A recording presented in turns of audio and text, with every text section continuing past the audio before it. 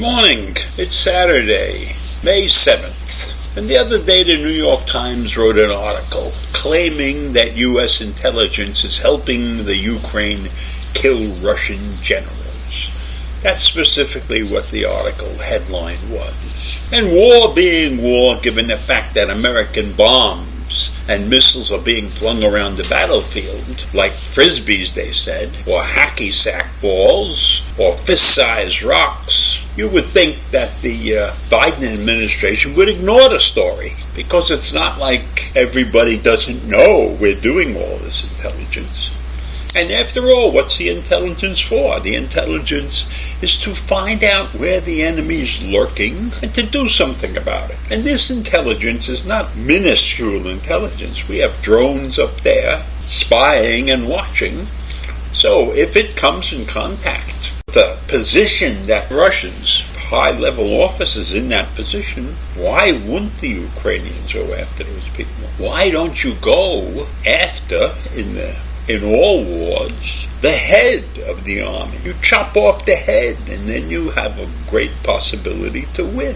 But the White House took exception to the fact that the Times said we were deliberately sending information over to the Ukrainians to target these generals.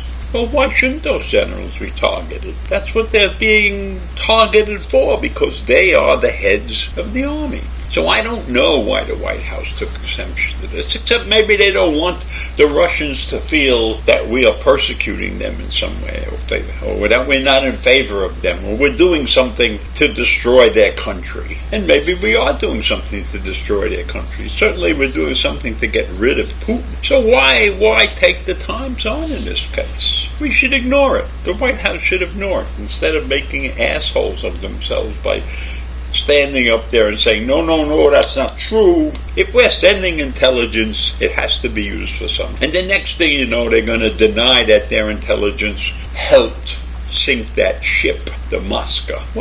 What's the purpose of denying this, except bringing it to the attention of many and making themselves look like we want to be considered weaklings or something? We gave the intelligence. The Ukrainians are using it properly, right? But to say that we did not provide intelligence with the intent to kill Russian generals, should we have said we are supplying this intelligence only to kill the soldiers? That's crazy. That's crazy. If you're a general and you're out there on the battlefield, you're in trouble. You're exposed just like everybody else, and you become a major target because you are a leader. So what's wrong with destroying the leaders of the enemy? I am sure if they could get intelligence to get at Putin himself, they would do that. And would you go around and denying it and say we didn't attempt it, we didn't mean to kill him? Ridiculous. We mean to kill all those people. Otherwise we wouldn't be involved in this war. Our involvement is killing people. Yes, the Russians are killing people, but we are helping the Ukrainians kill Russian soldiers, Russian mid-level infantry, whatever, generals, it doesn't matter. This is a war, and our participation in this war is to help the Ukrainians win, and in order to win, they have to kill many Russians. But the Russians are killing them. Russians are killing citizens, destroying cities. So why are we in the White House worried about the fact that our intelligence is killing generals? Should we let the generals live? Are they not participating in a war that's killing civilians?